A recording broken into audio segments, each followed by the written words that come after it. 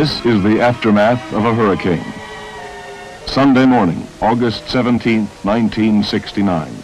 A date that will be long remembered by the residents of the Mississippi Gulf Coast. Out of the night, Hurricane Camille, the most turbulent and destructive storm ever recorded in the Western Hemisphere, came ashore from the Gulf of Mexico. As the sun rose on Sunday morning, this was the battered scene. Like the civilian community with which it has formed close attachments, the Gulfport Seabees Center was not immune to the primitive blasts of Camille. 90% of its buildings were severely damaged. 11 of 20 warehouses were totally destroyed. Only 4 of 30 enlisted barracks remained livable.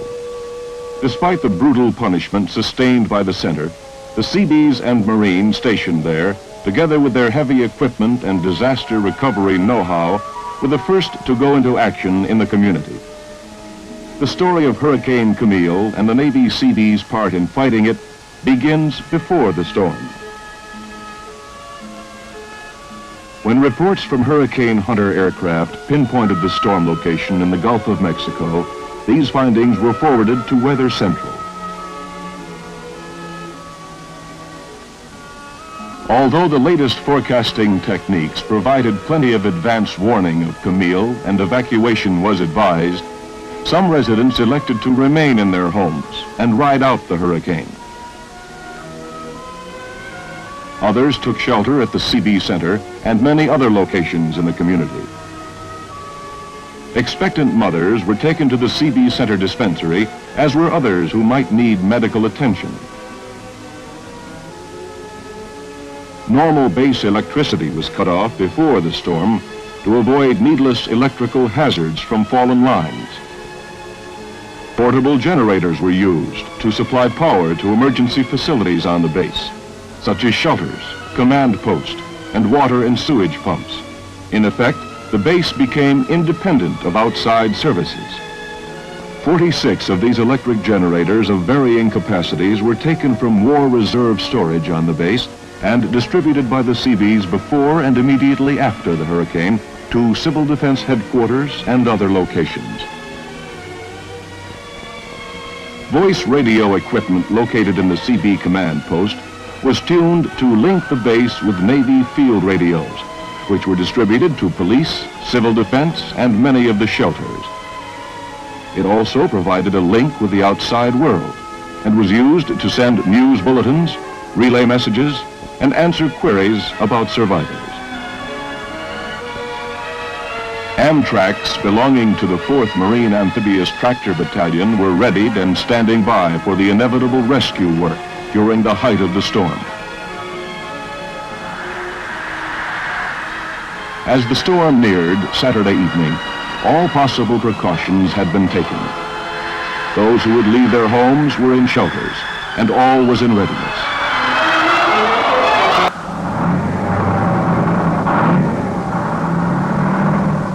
The first sounds at dawn after the passage of Camille were the roaring diesel engines of Seabee heavy construction equipment moving out into the stricken community. Clearing of the Seabees Center could wait. On the coastal highway in Pass Christian, the Seabees of MCB 121 set up a command post in one of the few buildings in the area left usable, the VFW meeting hall. It was from this modest headquarters that the rescue and cleanup operations in that area were directed. Mobile Construction Battalion 74, practically on its way to Vietnam, was detained for rescue work in West Gulfport and found plenty to do in the area before finally departing. Walkie-talkie radios, indispensable for the control of such wide-ranging activities, were checked out by CV communications specialists and issued to key personnel. Mobile Construction Battalion 128, returning to home base at Gulfport from a tour of duty in Vietnam, found little they could call home, thanks to Camille. They immediately volunteered and wound up in the thick of the rescue and cleanup operations in Long Beach, between Gulfport and Pass Christian.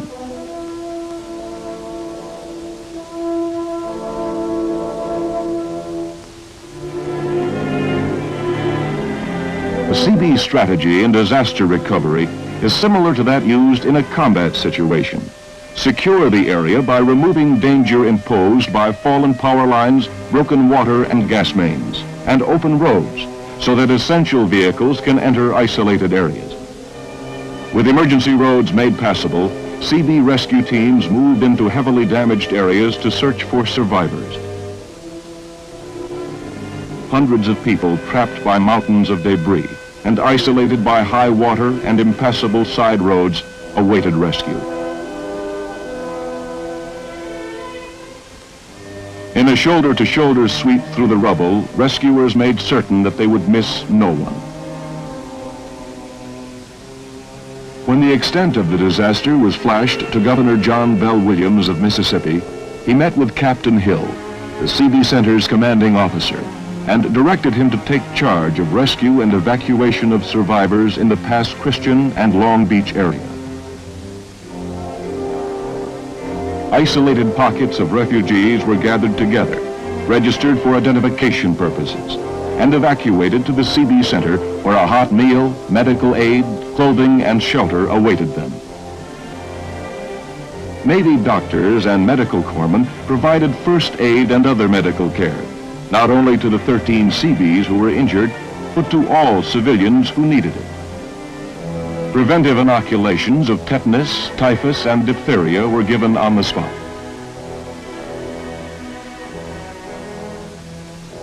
Patients from a nursing home in Pass Christian and those from the hard-hit Veterans Administration Hospital in Gulfport were evacuated from their shelters by Seabees, Army, and Air Force personnel.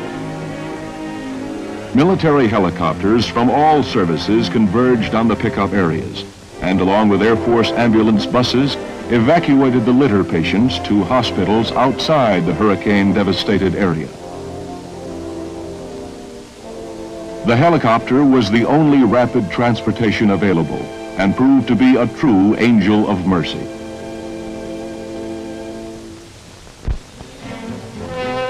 "85 Georgia Power Company workers, 400 highway repairmen, 700 soldiers of the 43rd Army Engineer Battalion from Fort Benning, Georgia, a team of Public Health Service employees, and sailors flown to Gulfport from the Pensacola Naval Air Station all joined the massive recovery effort.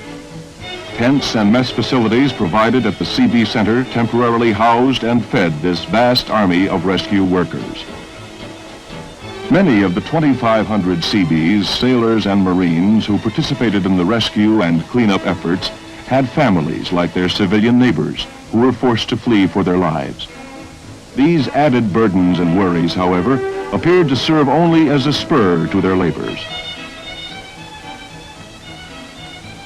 Water tank trucks filled from the Seabee Center wells provided supplies of clean water in areas where civilian water mains were inoperative or polluted.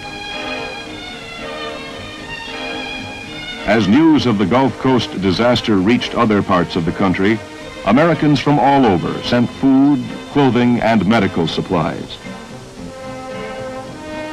Nearby naval installations sent hundreds of cases of sea rations for Seabees working day and night in hurricane-affected communities beyond the reach of the hot meals available at the Seabee Center. It was along the Gulf beaches and within the first few blocks ashore that the most damage was sustained, for it was here that Camille met the first solid resistance to her 200-mile-an-hour winds.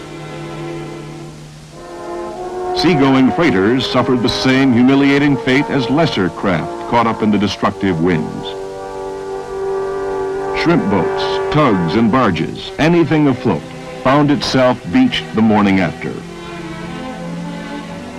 For those fortunate enough to find something left with which to start a new life, the results of Camille's fury offered a full challenge. Even those who had lost everything had not lost their will to survive and build themselves a new future. Captain Hill made frequent trips through the area to check progress and to further determine where Seabee help could be most effective.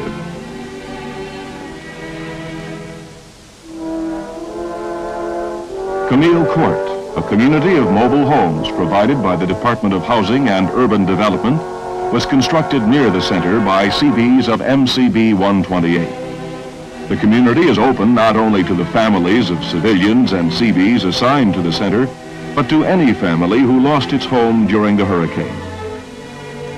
When completed, the project was a community of 58 new temporary homes with laundries and recreation facilities. By early September, the work of the Seabees in helping the civilian community recover from the effects of Hurricane Camille was fast drawing to a close. The Army would soon move in and take over the responsibility of debris clearance. The Seabees could look back with great pride at their accomplishments during the hectic aftermath of the Western Hemisphere's greatest storm. Over 200 miles of roads cleared, hundreds of people rescued, fed, sheltered, clothed, and treated medically. And last but equally important, the freely given Seabee skills, talents, and compassion for those who lost much during the storm. Whereas the performance of the Seabees and Marines of Gulfport during and after Hurricane Camille was far beyond the call of duty. Whereas the state of Mississippi, and particularly the people of the Gulf Coast area, is grateful to the officers and men of the Naval Construction Battalion Center for their outstanding services in rescue and rehabilitation of the Gulf Coast area. Now, therefore, I, John Bell Williams, Governor of the state of Mississippi, do hereby proclaim October 31, 1969 as Seabees Awards Day in the state of Mississippi.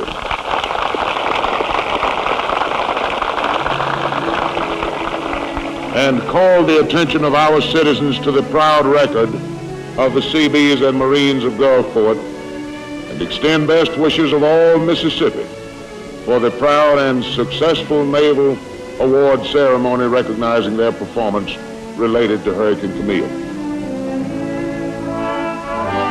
During an impressive ceremony, Rear Admiral Means Johnston, Jr., representing the Chief of Naval Operations, presented the Navy Unit Commendation to all units present during Camille, and 82 individual awards ranging from the Legion of Merit to the Navy Achievement Medal for individual acts of heroism and achievement.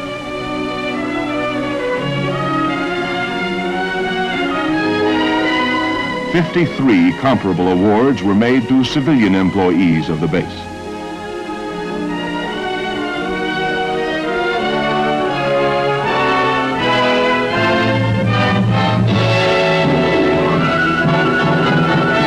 The people of Mississippi indicated their appreciation of the Seabees in the form of many awards and a personal thank you from Governor Williams. Once more to the officers and men of the Naval Construction Battalion of Gulfport, on behalf of the people of the state of Mississippi, I would like to say from the bottom of my heart, and I know they agree with me in this, humbly but proudly, gentlemen, thank you.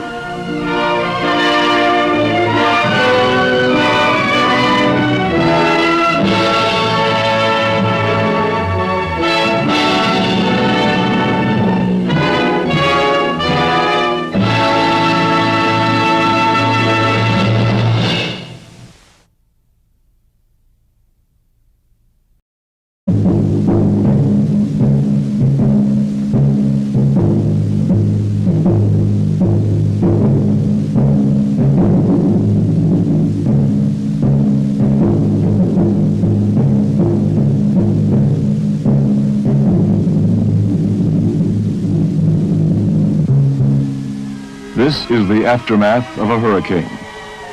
Sunday morning, August 17, 1969, a date that will be long remembered by the residents of the Mississippi Gulf Coast. Out of the night, Hurricane Camille, the most turbulent and destructive storm ever recorded in the Western Hemisphere, came ashore from the Gulf of Mexico. As the sun rose on Sunday morning, this was the battered scene. Like the civilian community with which it has formed close attachments, the Gulfport Seabees Center was not immune to the primitive blasts of Camille. 90% of its buildings were severely damaged. 11 of 20 warehouses were totally destroyed. Only 4 of 30 enlisted barracks remained livable.